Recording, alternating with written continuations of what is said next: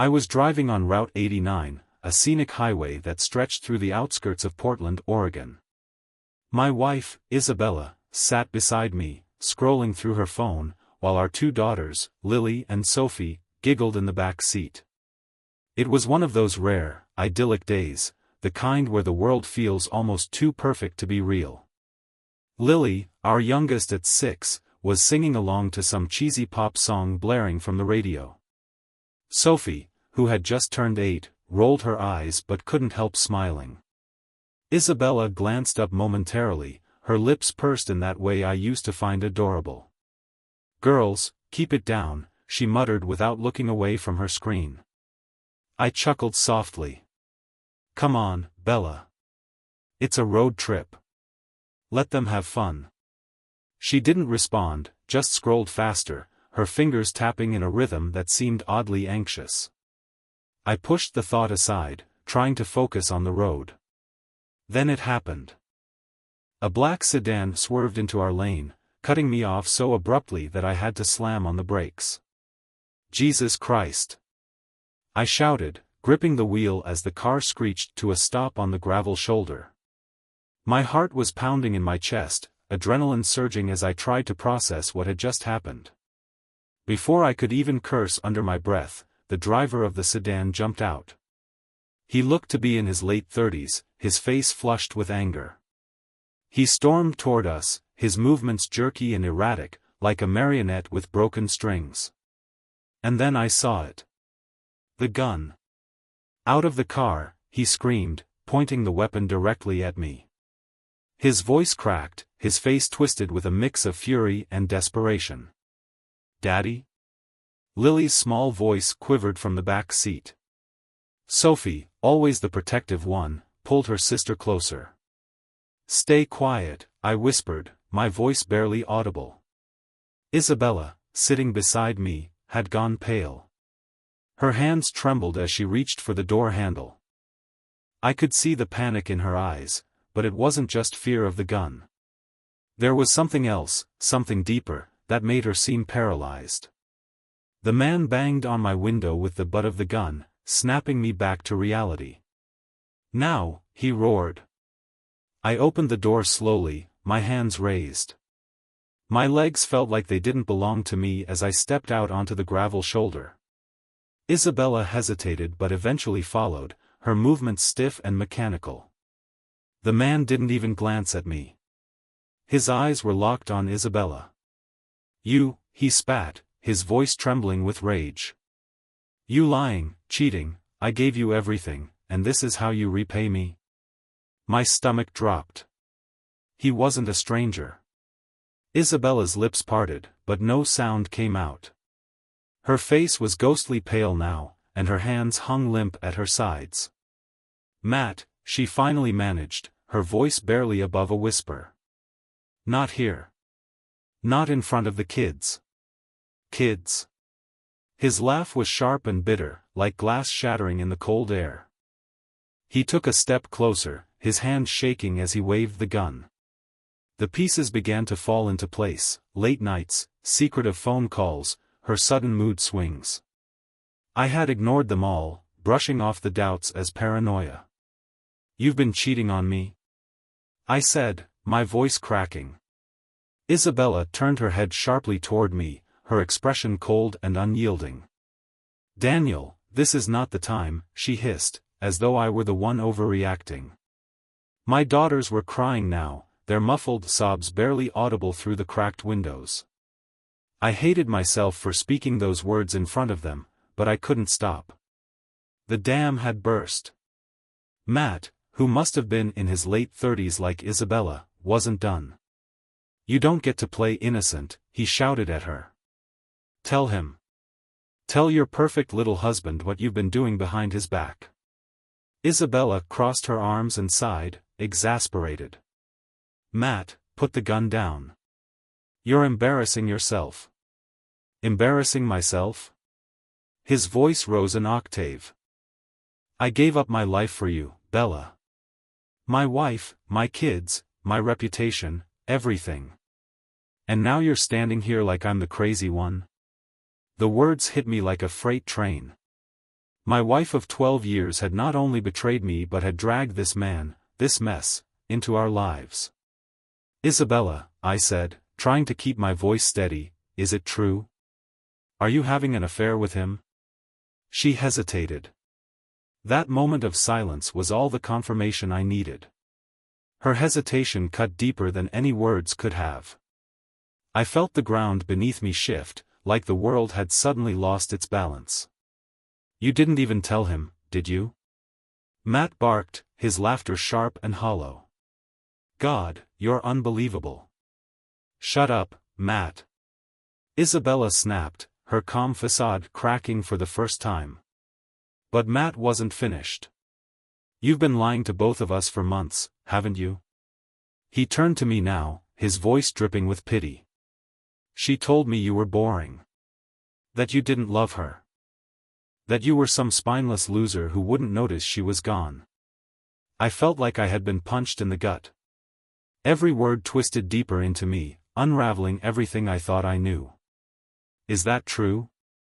I asked, my voice barely audible. She rolled her eyes, her irritation palpable.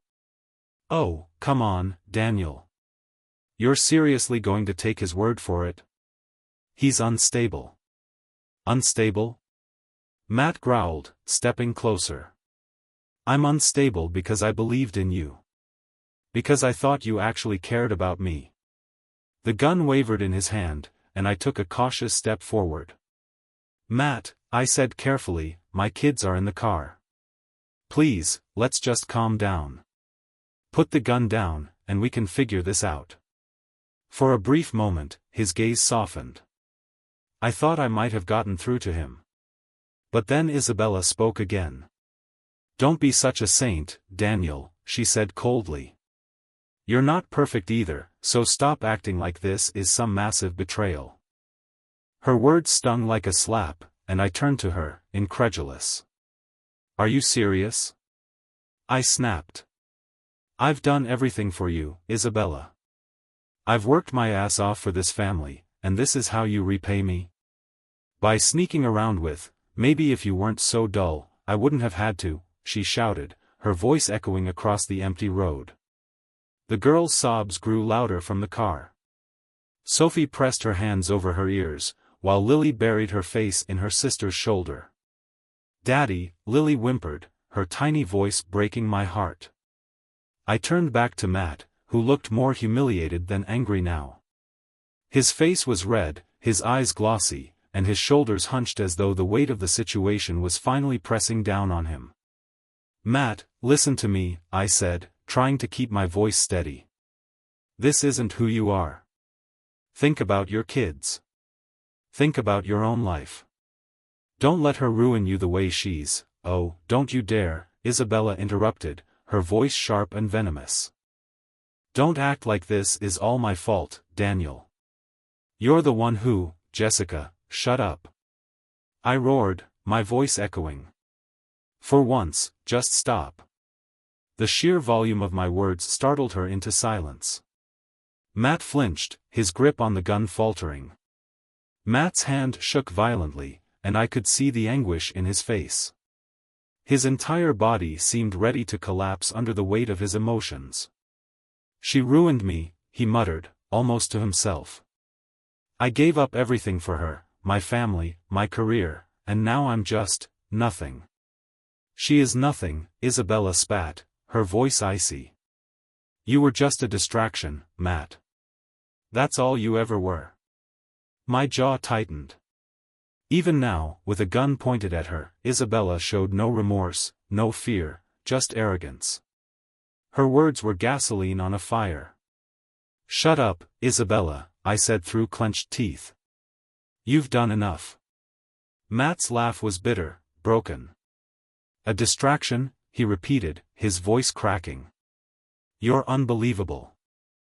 He raised the gun again, this time aiming directly at Isabella's chest. My heart seized. Matt, no. I shouted, stepping between them. Don't do this. Think about what this will do to your kids. Think about the life you still have. For a moment, he hesitated, his gaze flicking between me and Isabella. Then Isabella laughed, a sharp, mocking sound that cut through the tension like a knife. "Of course, you two would gang up on me," she sneered. "Two pathetic men blaming me for your failures. Go ahead, Matt. Do it if you have the guts. But we all know you don't." His face contorted, the gun shaking in his hand. "Jessica, stop!" I roared, whipping around to face her. "What the hell is wrong with you? Do you not see what's happening here? Do you even care about anyone but yourself?" "Why should I care?" she shot back, her voice dripping with disdain. "You think I'm scared of him? Please. He's just as spineless as you are." Matt let out a strangled sound, a mix between a sob and a scream. "You think I won't?" he growled, taking a step closer. The barrel of the gun trembled, and I could see the storm of emotions brewing in his eyes: anger, betrayal, grief. "Matt," I said, keeping my voice calm despite the panic clawing at my chest. "Look at me. She's not worth it. Don't let her take any more from you than she already has. Just put the gun down." His eyes locked onto mine, and for a moment, I thought I saw a flicker of understanding. But then Isabella spoke again, her voice as venomous as ever. "Go ahead, Matt," she said, her arms crossed. "Pull the trigger. Or better yet, get in your car and leave. You're nothing to me. You never were." "Jessica, enough!" I shouted, my patience finally snapping. "Do you even hear yourself? You're standing here throwing daggers at the man holding a gun, and you're acting like this is some petty argument. Are you trying to get yourself killed?" She scoffed and turned her back to me, dismissing both of us with a wave of her hand. Matt's hand wavered again, his shoulders trembling as tears streamed down his face.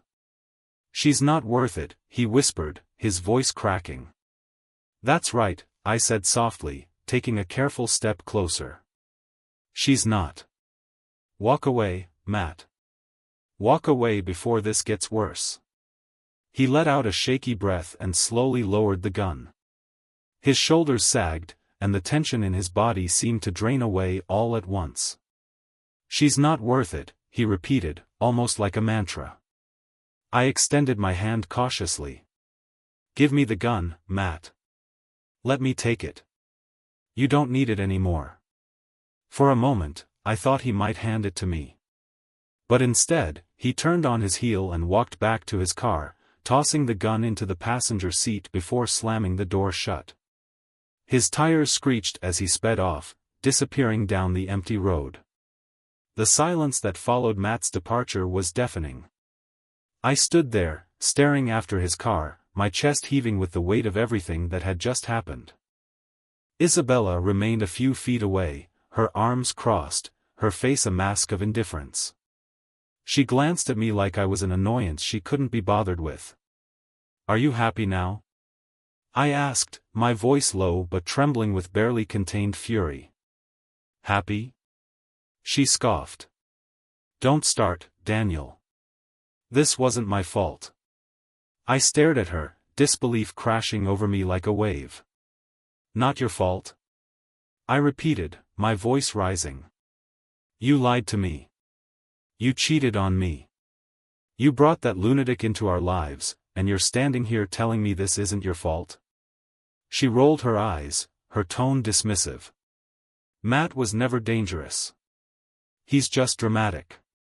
You're overreacting, as usual." "Overreacting?" I took a step toward her, unable to stop myself. "Our daughters were in the car, Isabella. They saw everything. They heard everything. Do you even care about what this has done to them? To us?" "Of course I care," she snapped, finally showing a flicker of emotion. "But what do you want me to do, Daniel? Cry about it? It's done." Her words hit me like a slap. She wasn't just indifferent, she was unapologetic. Before I could say another word, Lily's small voice called out from the car. "Daddy?" I turned immediately, my anger melting into concern. Lily was standing by the car, her tiny frame trembling, her eyes wide with fear. Sophie stood behind her, holding her little sister's hand tightly. "It's okay, sweetheart," I said, my voice softening. "Everything's okay now." It wasn't true, but I couldn't bear to let her see the cracks in the foundation of her world. I walked over and scooped Lily into my arms, feeling her cling to me like I was the only thing keeping her safe. Sophie's eyes met mine, and in them, I saw something I hadn't expected: strength. She nodded at me, as if to say, "I've got her." "Go back to the car," I told her gently. "I'll be there in a minute." She hesitated but eventually guided Lily back inside, closing the door behind them. I turned back to Isabella, who was watching the scene unfold with an expression I couldn't quite read. "Get in the car," I said, my voice cold and firm. She raised an eyebrow, her lips curling into a faint smirk. "What, so you can play the hero now?" "Just get in," I said through gritted teeth. With a dramatic sigh, she walked past me and slid into the passenger seat, slamming the door behind her. The drive home was suffocating. The tension in the car was so thick it felt like it was pressing against my chest. Isabella didn't say a word. She stared out the window, her expression bored, as if none of this had affected her in the slightest. The girls sat silently in the back, clinging to each other for comfort. Their usual chatter and laughter were replaced by an unbearable quiet. When we finally pulled into the driveway, I shut off the engine and sat there for a moment, staring at the house. It had once been a symbol of everything we'd built together, a home, a sanctuary. Now, it felt like a prison. Isabella opened her door and got out without a word, walking toward the house as if nothing had happened. She didn't even glance at the girls. I got out and gently unbuckled Lily from her seat. Sophie climbed out on her own, her eyes scanning me for reassurance.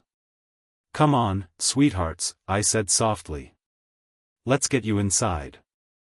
I led them upstairs and tucked them into bed, whispering reassurances I wasn't sure I believed myself.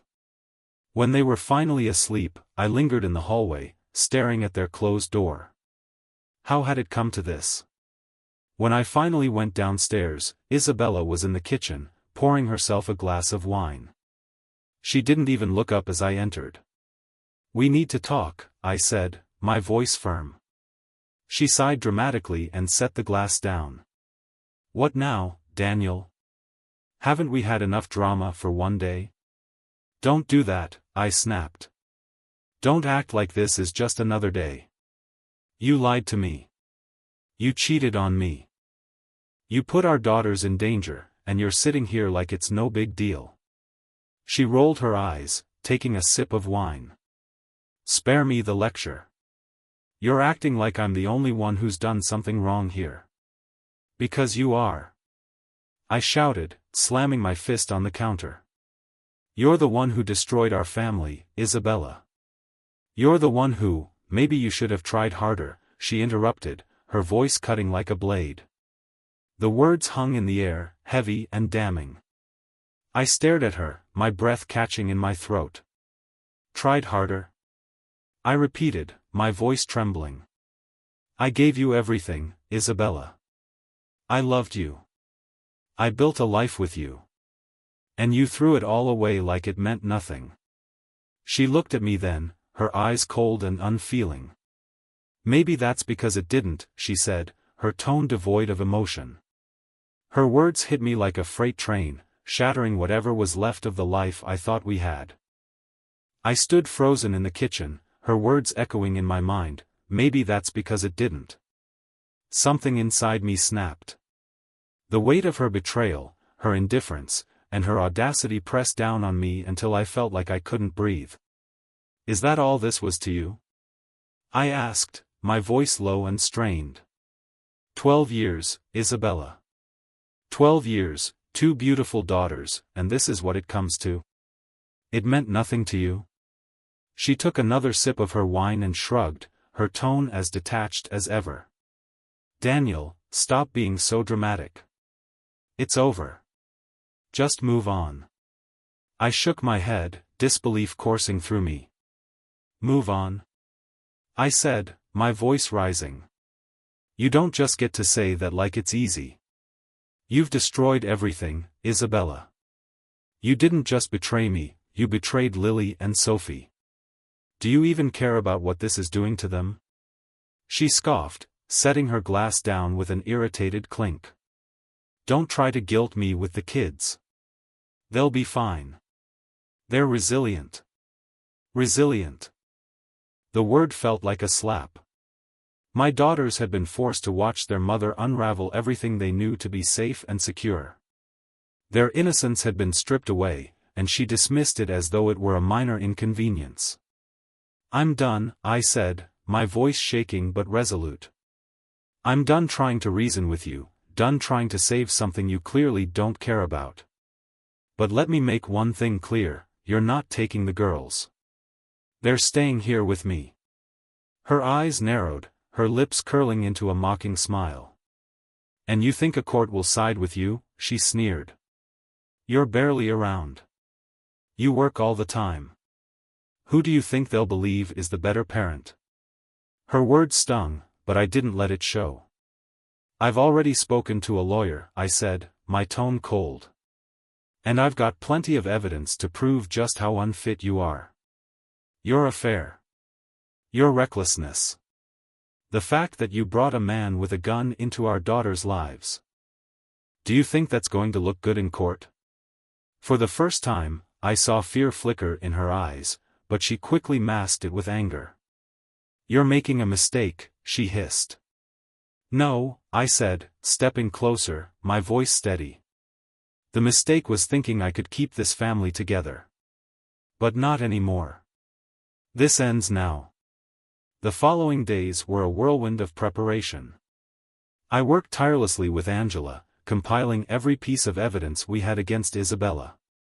Emails, bank statements, texts, it all painted a damning picture of her betrayal and irresponsibility.